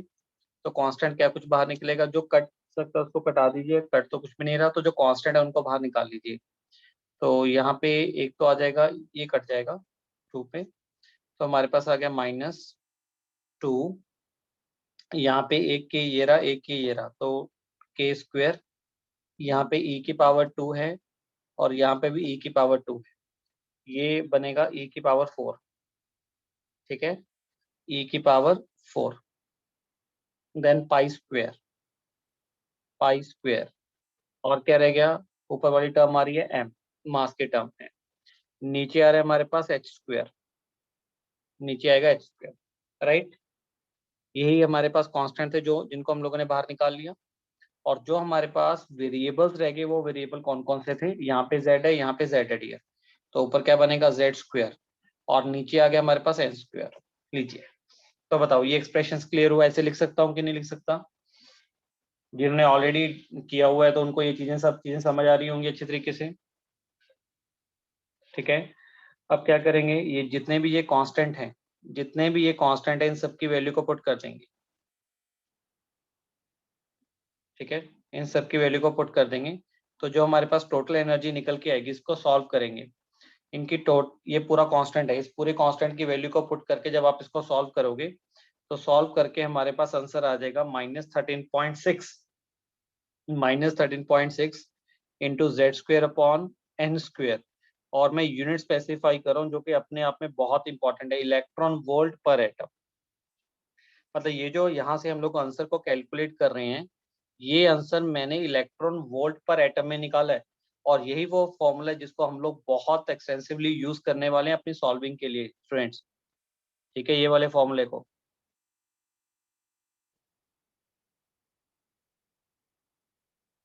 ओके, तो टोटल एनर्जी का जो एक्सप्रेशन निकल के आया वो आ गया -13.6 into z square upon n square electron volt per atom. Right, चलिए अब इस फॉर्मूले के साथ कुछ खेलते हैं। क्या खेलना है, तो सबसे पहले हम लोग ये देखते हैं यहाँ पे भी, यहाँ से एक्सप्रेशन में क्या पता लगा। तो यहाँ से ये बात तो क्लियर है भी, जैसे जैसे एन की वैल्यू इंक्रीज करेगी, वैसे वैसे हमारे पास टोटल एनर्जी की वैल्यू भी इंक्रीज करेगी, क्योंकि आगे नेगेटिव साइन है। और दूसरा हम लोग ये यहाँ से ये कंक्लूजन निकाल सकते हैं भी, जेड की वैल्यू के बढ़ने से जो टोटल एनर्जी की वैल्यू है वो डिक्रीज करेगी, क्योंकि जेड और टोटल एनर्जी इनवर्सली आ रही। ठीक है, यहाँ तक एक बात ये क्लियर हुई। सेकंड ईयर अपने पास अगर हम देखें, यहाँ पे अगर मैं एन की वैल्यू को 1 पुट कर देता हूँ, अगर एन की वैल्यू 1 पुट करते हैं, एन की वैल्यू 1 पुट करने का मतलब फर्स्ट ऑर्बिट है, और z की वैल्यू भी 1 पुट कर देते हैं। z की वैल्यू 1 पुट करने का मतलब हम किसकी बात कर रहे हैं, हाइड्रोजन एटम की बात कर रहे हैं। अगर n की वैल्यू 1 है और z की वैल्यू 1, तब आपके पास ये जो एनर्जी आ जाएगी, टोटल एनर्जी आ जाएगी ऊपर वाले एक्सप्रेशन में, वो -13.6 इलेक्ट्रॉन वोल्ट पर एटम आ जाएगी। तो इसका मतलब स्टूडेंट्स क्या हुआ, ये जो कांस्टेंट एक्सप्रेशन है, ये जो कांस्टेंट वैल्यू है बेसिकली, ये जो आगे कांस्टेंट वैल्यू है, ये एनर्जी है किसकी, energy of electron present in first orbit of hydrogen atom. अगर हाइड्रोजन एटम के फर्स्ट ऑर्बिट में इलेक्ट्रॉन प्रेजेंट है, तब उसके पास एनर्जी इतनी होगी ना, -13.6 इलेक्ट्रॉन वोल्ट पर एटम। देखो एन की वैल्यू 1 पुट करने का मतलब, एन की वैल्यू 1 पुट करने का मतलब क्या हो गया, अभी हम लोग फर्स्ट ऑर्बिट की बात कर रहे हैं। और जेड की वैल्यू 1 पुट करने का मतलब क्या है, अभी हम लोग हाइड्रोजन एटम के केस में बात कर रहे हैं। तो हाइड्रोजन एटम के केस में, जब हमारे पास हाइड्रोजन एटम है, ठीक है, उस केस में, और जब हाइड्रोजन एटम के केस में जब इलेक्ट्रॉन पहले वाले ऑर्बिट में प्रेजेंट होगा, तब उसके पास एनर्जी कितनी प्रेजेंट होगी, -13.6 इलेक्ट्रॉन वोल्ट पर एटम होगी। राइट, ओके, यहाँ तक ये सबको क्लियर हुआ। ओके, अब देखिए, अब आगे एक चीज और बहुत सीखने को है यहाँ पे। अब इसी टोटल एनर्जी के एक्सप्रेशन में ना, आप लोग एन की वैल्यू इन्फिनिटी पुट करिए माय डियर। देखिए, आप एन की वैल्यू इन्फिनिटी पुट करिए, मेरे को बताइए अगर एन की वैल्यू इन्फिनिटी है तो उसका मतलब क्या होगा। एन की वैल्यू इन्फिनिटी होने का मतलब क्या है, ये यहाँ पे न्यूक्लियस था और इस तरीके से हमारे पास ऑर्बिट्स बने हुए हैं, आप लोग इन्फानाइट डिस्टेंस पे पहुंच गए, इलेक्ट्रॉन सर कहीं और ही चला गया, इन्फिनिटी पे है। तो अगर इलेक्ट्रॉन इन्फिनिटी पे है, तब एनर्जी निकालिए। तो 1/इन्फिनिटी क्या होता है, 0 होता है कि नहीं होता, 1/इन्फिनिटी 0 होता है। तो टोटल एनर्जी का जो एक्सप्रेशन था, टोटल एनर्जी हमारे पास थी -13.6 into z square by n square. यहाँ पे एन की वैल्यू बेटा मैं क्या ले रहा हूँ, इन्फिनिटी ले रहा हूँ, तो इन्फिनिटी का स्क्वायर, तो 1/इन्फिनिटी क्या होगा, 0 होगा। तो यहाँ से अगर टोटल एनर्जी की वैल्यू आप लोग कैलकुलेट करोगे, तो टोटल एनर्जी की वैल्यू 0 आएगी। ये स्टूडेंट्स बताओ, टोटल एनर्जी की वैल्यू 0 हुई।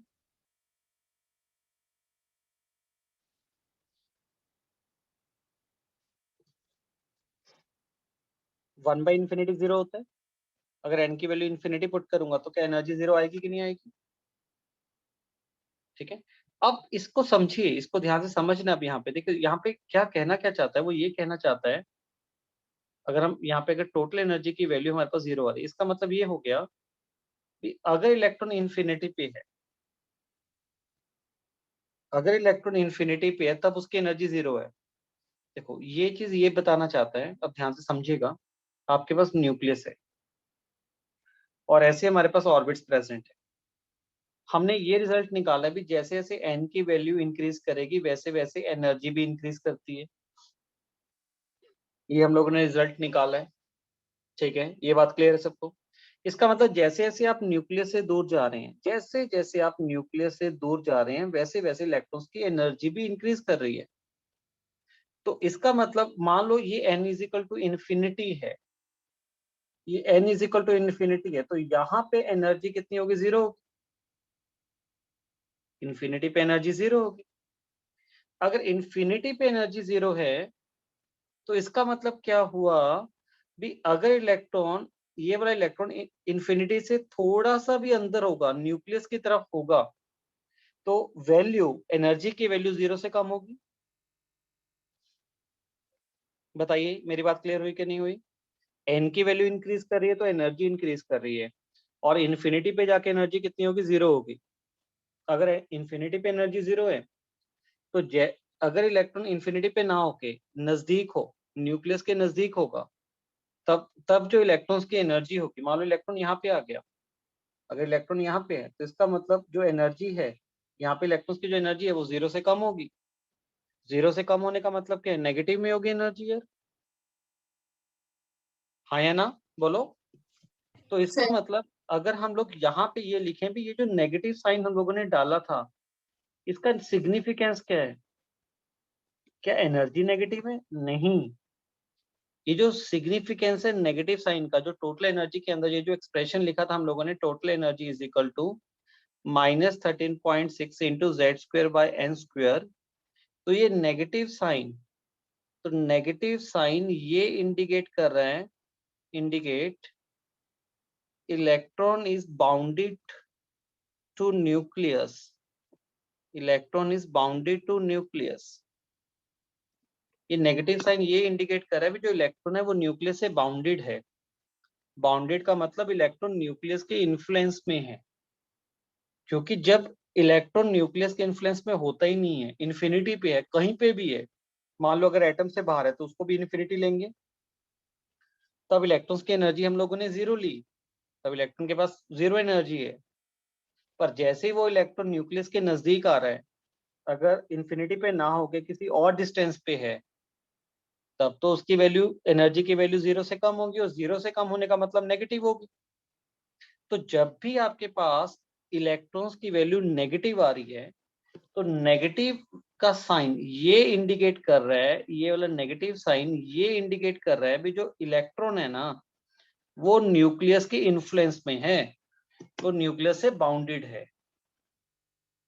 बताओ हाँ या ना, बात क्लियर हुई यहां तक?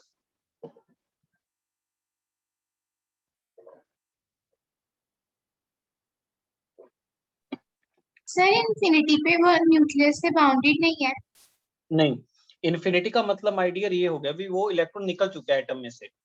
हम लोग बोलते होते हैं ना, जैसे आप लोग, जैसे मान लो कि सोडियम एलिमेंट है, तो सोडियम में से हम लोगों ने एक इलेक्ट्रॉन को निकाल दिया और Na पॉजिटिव बन गया। जब कोई इलेक्ट्रॉन एटम में से निकल जाता है, तब हम बोलते हैं भी ये इलेक्ट्रॉन कहाँ पे पहुंच गया? एट इन्फिनिटी है। इन्फिनिटी का मतलब वो निकल चुका है एटम से, उसका एटम से कोई लेना देना नहीं है, राइट? यस। ठीक है। जैसे मान लो कोई हमारे पास कोई, जैसे हम फैमिली में अगर बात करते हैं, जैसे हमारे फैमिली है, फैमिली में काफी मेंबर्स हैं, तो एक मेंबर्स क्या करता है, घर छोड़ के चला जाता है, तो हम लोग बोलेंगे ये जो पर्सन चला गया इन्फिनिटी पे चला गया, मतलब अब ये इस फैमिली का मेंबर नहीं है। ठीक है, उसने कुछ ऐसी हरकत की भी फैमिली को इसको बाहर निकालना पड़ा, तो हम बोले कि ये पर्सन अब फैमिली का मेंबर नहीं है।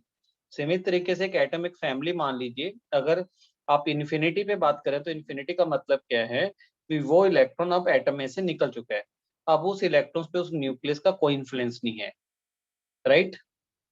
ये बहुत इंपॉर्टेंट है, इसको वेरी इंपॉर्टेंट लिखिएगा, वेरी इंपॉर्टेंट। हाँ जी, सर पोटेंशियल एनर्जी का नेगेटिव साइन भी सेम चीज इंडिकेट कर रहा है। बिल्कुल बिल्कुल। देखो ओके। पोटेंशियल एनर्जी का नेगेटिव साइन मैं आपको ऐसे समझाता हूँ, आप खुद सोच के देखना। आप मेरे पास सुनो, अगर आपके पास मान लीजिए दो चार्जेस हैं, ठीक है डियर, एक पॉजिटिव चार्ज एक नेगेटिव चार्ज है, ये दो चार्जेस हैं आपके पास।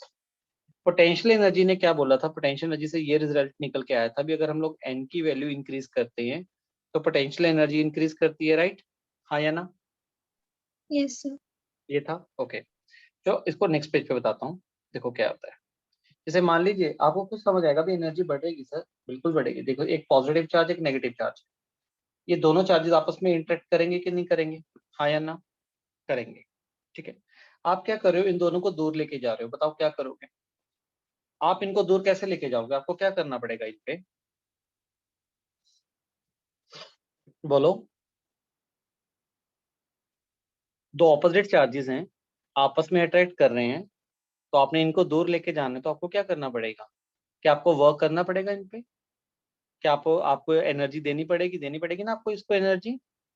आपको क्या यस करना पड़ेगा, पॉजिटिव और नेगेटिव को पकड़ के अब एनर्जी लगाकर आप इनको अलग करोगे। तो जो आप अगर इनको एनर्जी लगाकर अलग करोगे तो आप इनको एनर्जी दे रहे हो, यस और नो। यस तो क्या हो रहा है, सिस्टम की एनर्जी बढ़ रही है बेटा जी, yes got it. Got it. ऐसे ही यहाँ पे हो रहा है, ये न्यूक्लियस था, ऐसे हमारे पास ऑर्बिट्स बने हुए हैं। अब अगर इलेक्ट्रॉन्स, ये इलेक्ट्रॉन है न्यूक्लियस से बाउंडेड है, अब जैसे जैसे इलेक्ट्रॉन न्यूक्लियस से दूर जाएगा ये अपने आप नहीं जाएगा, हमें यहाँ पे एनर्जी प्रोवाइड करनी पड़ेगी। तो इसका मतलब जितना इलेक्ट्रॉन न्यूक्लियस से दूर जाएगा उतनी उसकी एनर्जी इंक्रीज करेगी, राइट। आई थिंक सभी स्टूडेंट्स को क्लियर हो चुका है ये चीज, ओके। तो स्टूडेंट्स अब हम लोगों ने क्या किया, एनर्जी का एक्सप्रेशन निकाल लिया यार, ठीक है। तो एनर्जी के और भी एक्सप्रेशंस बनेंगे अपने पास, कैसे बनेंगे देखो। एक एक्सप्रेशन तो एनर्जी का ये अपने पास बना जो कि काफी इंपॉर्टेंट है अपने आप में, हमने निकाला था -13.6 into z square by n square electron volt per atom, ठीक है। एक तो रिलेशन हम लोगों ने ये निकाला। अब हमने और भी रिलेशंस बनाने हैं, और रिलेशंस कैसे बनाएंगे, जो हमारे पास 1 इलेक्ट्रॉन वोल्ट होता है, ठीक है, 1 electron volt is equal to 1.6 into 10⁻⁻19 joule है। 1 इलेक्ट्रॉन वोल्ट 1.6 इंटू 10⁻⁻19 जाउल। तो इसका मतलब क्या हो गया, E इज इक्वल टू, तो जो ऊपर वाली ये वैल्यू है इसको आप इस वैल्यू से मल्टीप्लाई करेंगे तब आपके पास आंसर जाउल पर एटम में आ जाएगा। तो -13.6 multiply by 1.6 into 10⁻⁻19 into z square by n square, right. और इसको सॉल्व करके अब ये जो आंसर निकल के आएगा वो किस में आ जाएगा, जाउल पर एटम में, राइट एवरीवन। तो कितना आंसर आया बोलो, 13.6 को 1.6 से मल्टीप्लाई करो,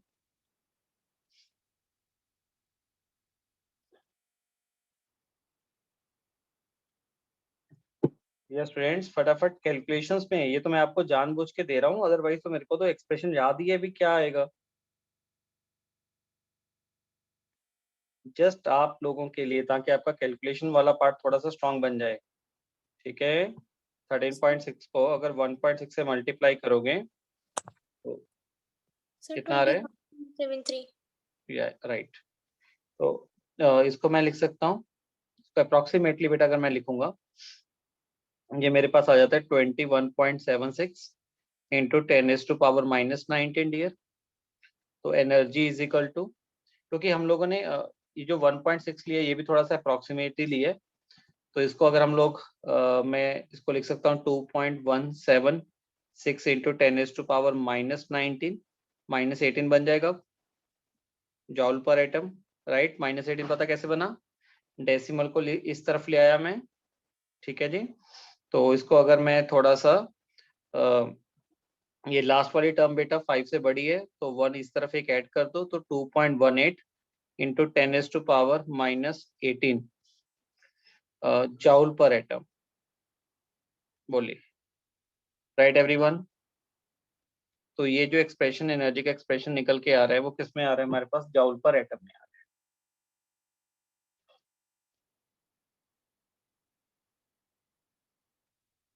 स्टूडेंट्स ये कैलकुलेशन मेथड समझ आया मैंने क्या किया,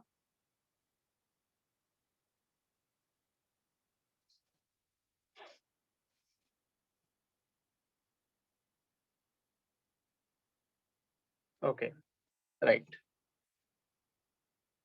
ऐसे ही ये जाउल पर एटम में था, अब इसको बेटा आप लोगों ने कन्वर्ट करना है, ठीक है ना। ये अलग अलग फॉर्मूलेज हैं यूनिट्स के अकॉर्डिंग, ये पूछ लिए जाते हैं तो इसको सभी को आप लोगों ने करना है। तो नेक्स्ट जो हमारे पास है E इज इक्वल टू, अगर मैं इसको जॉउल पर मोल में अगर कन्वर्ट करना चाहूँ तो मुझे क्या करना पड़ेगा बताओ? अगर मैंने इसको किलो जॉउल पर मोल में कन्वर्ट करना है, चलो किलो जॉउल पर मोल में कन्वर्ट करना है, बताओ मेरे को क्या करना पड़ेगा? तो जो 2.18 इंटू 10⁻⁻18 है, ये पर एटम है। पर एटम का मतलब एक एटम के पास इतनी एनर्जी है। पर मोल के लिए कैलकुलेट करना है तो मेरे को एवोगैड्रो नंबर से मल्टीप्लाई करना पड़ेगा डियर, बोलो। मल्टीप्लाई बाय एवोगैड्रो नंबर, हाँ या ना? देखो ना, ऐसा होता है ना बेटा, ये 2.18 इंटू 10⁻⁻18 जॉउल पर एटम का मतलब क्या हो गया भाई? 2.18 इंटू 10⁻⁻18 जॉउल एनर्जी है कितने एटम के पास? एक एटम के पास। तो अगर एक एटम के पास इतनी एनर्जी है, तो अगर मेरे पास 1 मोल एटम होंगे, 1 मोल का मतलब कितना? एवोगैड्रो नंबर ऑफ एटम्स होंगे, तब एनर्जी कितनी होगी? तो मल्टीप्लाई करोगे इसके साथ, तो मल्टीप्लाई कर दिया। और डिवाइडेड बाय क्या कर देंगे? डिवाइडेड बाय कर देंगे 10⁻³ के साथ। क्यों 3 के साथ? ऊपर जॉउल था, नीचे क्या चाहिए? यहाँ पे किलो जॉउल में करना था, तो जॉउल को किलो जॉउल में करने के लिए 10⁻³ से डिवाइड कर दिया। लो करो सॉल्व इसको, देखो कितना आंसर आ रहा है।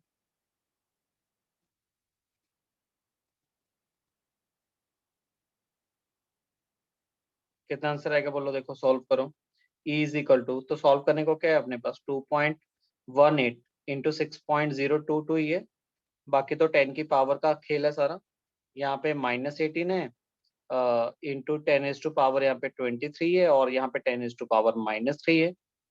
तो जब आप इसको सॉल्व करोगे एनर्जी को, तो ये आपके पास 2.18 इंटू 6.022 इंटू ये 10 की पावर कितना बन जाएगा अपने पास? ये बन जाएगा 10⁻² बन जाएगा, बोलो। -18 -3 -21 -21 प्लस 23, तो कितना आ गया? 10⁻²। इनको बस मल्टीप्लाई कर दो दोनों को, 2.18 को मल्टीप्लाई कर दीजिए आप लोग 6.022 के साथ, तो ये हमारे पास आंसर अप्रोक्सीमेटली बन जाएगा। एनर्जी इज इक्वल टू, इसको सॉल्व करेंगे तो ये मेरे पास बन जाएगा 1312 किलो जॉउल पर मोल, ये बन जाएगा किलो जॉउल पर। ठीक है, साथ में वो लगा लो, इसके वेरिएबल्स तो लगा लो अपने। हमने तो इस कांस्टेंट को ही सॉल्व किए, आगे क्या आ रहा है? z² / n² आ रहा है, तो दोनों एक्सप्रेशंस के अंदर z² / n² को लगा लो। मतलब ये जो हमारे पास एक्सप्रेशन बन जाएगा, इस एक्सप्रेशन को अगर हम लोग कंप्लीट एक्सप्रेशन में लिखते हैं तो क्या लिखा जाएगा? यहाँ पे z² / n², ये आ जाएगा जॉउल पर एटम के अंदर। ठीक है डियर, तो ये हमारे पास आ गया जॉउल पर एटम में, मैंने एक्सप्रेशन ड्राइव कर दिया। और ये जो लास्ट वाला एक्सप्रेशन आ रहा है, ये किलो जॉउल पर मोल में हम लोग निकाल रहे हैं, तो किलो जॉउल पर मोल में तो ये आ जाएगा 1312 मल्टीप्लाई बाय, माइनस आगे आएगा, मल्टीप्लाई बाय z² / n², ये आ गया किलो जॉउल पर मोल के अंदर। बताइए स्टूडेंट्स, यहाँ तक बात क्लियर होगी सबको?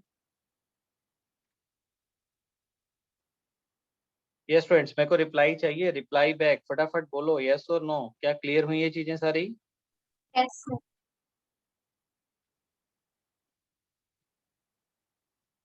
ठीक है, एक इंपॉर्टेंट एक्सप्रेशन ये अपने पास बन चुका है एनर्जी का, और सिमिलर बेटा अपने पास ये थोड़ा सा बड़ा हो गया, इसी तरीके से एक एक्सप्रेशन अपने पास ये बन गया। मतलब इतने एक्सप्रेशंस बहुत आए हैं, इससे ज्यादा करने की जरूरत नहीं है, मतलब इन्हीं में से हमेशा पेपर के बारे में पूछ लिया जाता है। चलिए डन, तो स्टार्ट करते हैं आगे। नेगेटिव साइन कैसे आया जसमान? ये देखना, नेगेटिव साइन तो ऊपर से ही चल रहा था बेटे, नेगेटिव साइन तो स्टार्टिंग से चल रहा है। ये -13.6 है, यहाँ पे नेगेटिव, यहाँ पे नेगेटिव, यहाँ पे नेगेटिव, यहाँ पे नेगेटिव, यहाँ पे नेगेटिव, यहाँ पे नेगेटिव। ओके, चलिए अब बात करते हैं जो हम लोगों ने एक्सप्रेशन कर लिया, इसके बेसिस पे कुछ न्यूमेरिकल्स को देखते हैं। पहले तो सिंपल सा न्यूमेरिकल देखते हैं, फिर आगे करेंगे, फिर अच्छे से न्यूमेरिकल्स करना स्टार्ट करें। पहला न्यूमेरिकल अपने आप में बहुत इंपॉर्टेंट है, कैलकुलेट, हमें बोला कैलकुलेट करिए energy of first 5 orbits of first 5 orbit of hydrogen atom. सबसे पहले क्वेश्चन में ये बोलते हैं भी हाइड्रोजन के फर्स्ट 5 ऑर्बिट की एनर्जी को कैलकुलेट करें। तो क्या करेंगे, तो सॉल्व इलेक्ट्रॉन वोल्ट में निकालना है आंसर। तो कैसे सॉल्व करेंगे, तो जो टोटल एनर्जी है, जो एनर्जी को कैलकुलेट करने का फॉर्मूला है वो लगाओ अपना यार। एनर्जी क्या होता है, energy is equal to -13.6 into z square by n square, और इसके यूनिट्स क्या है, इलेक्ट्रॉन वोल्ट पर एटम। तो क्या करेंगे, जेड की वैल्यू तो अगर हाइड्रोजन एटम गिवन है तो जेड की वैल्यू तो 1 ही आएगी अपने पास, जेड इज इक्वल टू 1। बस यहाँ पे एन की वैल्यू को चेंज करते जाएं। तो अगर मतलब फर्स्ट ऑर्बिट की एनर्जी निकालता हूँ तो फर्स्ट ऑर्बिट की एनर्जी कितनी आएगी, -13.6 इंटू जेड की वैल्यू कितनी पुट करेंगे 1, और एन की वैल्यू 1 पुट करेंगे। तो सॉल्व करके कितना आ गया, -13.6 इलेक्ट्रॉन वोल्ट पर एटम आ गया। ठीक है, राइट एवरीवन। ऐसे E2 की वैल्यू पुट करो। E2 मतलब सेकंड ऑर्बिट की एनर्जी निकालो। सेकंड ऑर्बिट की एनर्जी में क्या करोगे, नीचे एन की वैल्यू कितनी पुट कर दोगे, 2 पुट कर दो। जेड की वैल्यू तो कितनी आएगी यार, 1 ही आएगी। तो -13.6 डिवाइडेड बाय एन की वैल्यू 2 पुट करोगे तो कितना आ जाएगा, 4। इसको सॉल्व कर लो। थर्ड की एनर्जी कितनी निकल के आएगी, -13.6 डिवाइडेड बाय 9 आ जाएगा। फोर्थ ऑर्बिट की जो एनर्जी निकल के आएगी वो -13.6 डिवाइडेड बाय 16 आएगा। और फिफ्थ ऑर्बिट की जो एनर्जी निकल के आएगी वो -13.6 डिवाइडेड बाय 25। यस डियर, बताओ क्लियर है ये चीज।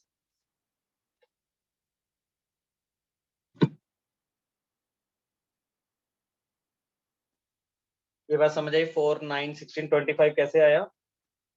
एन की वैल्यू को पुट करना है।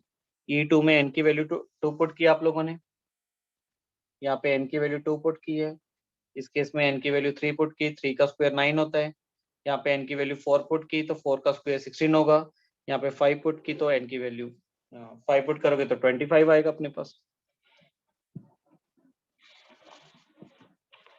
ठीक है फ्रेंड्स, डन, ये हो जाएगा। सर हम इस न्यूमेरिकल में एन की वैल्यू डायरेक्टली फाइंड कर सकते क्या कह रहे हो, दोबारा रिपीट करो।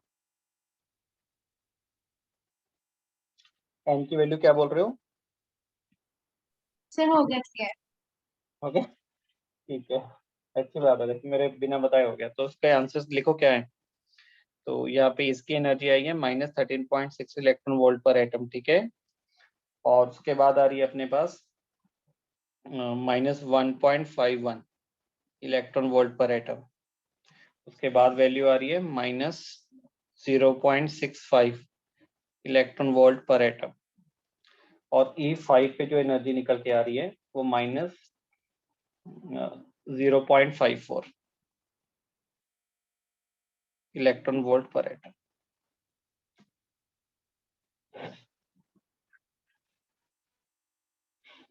यहाँ तक डन, ओके।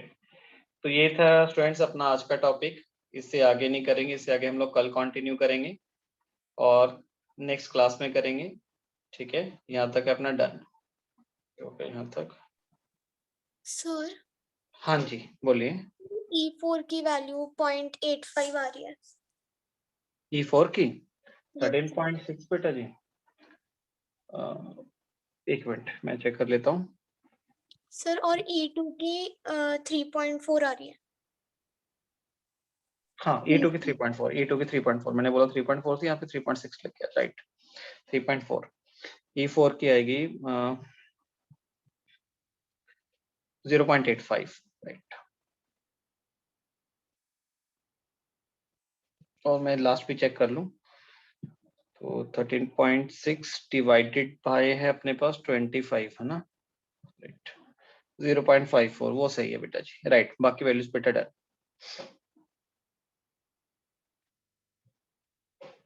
कैलकुलेशन में देखो जल्दबाजी के करने चक्कर में ना थोड़े बहुत कैलकुलेशन इधर उधर हिल जाता है, तो कैलकुलेशंस पे बहुत ध्यान रखना होता है। ठीक है, चलो बताओ यहाँ तक सबको डन हो गया अच्छे तरीके से। तो जो नेक्स्ट क्लास आएगी, तो नेक्स्ट क्लास के अंदर माय डियर हम लोग इसके न्यूमेरिकल्स को सॉल्व करना स्टार्ट करेंगे और अच्छे अच्छे न्यूमेरिकल्स को देखेंगे, एनर्जी के कॉन्सेप्ट को कंप्लीट करेंगे पूरा, और स्पेक्ट्रा की बात करेंगे। ठीक है, ओके फ्रेंड्स, चलिए बेटा जी। Good evening.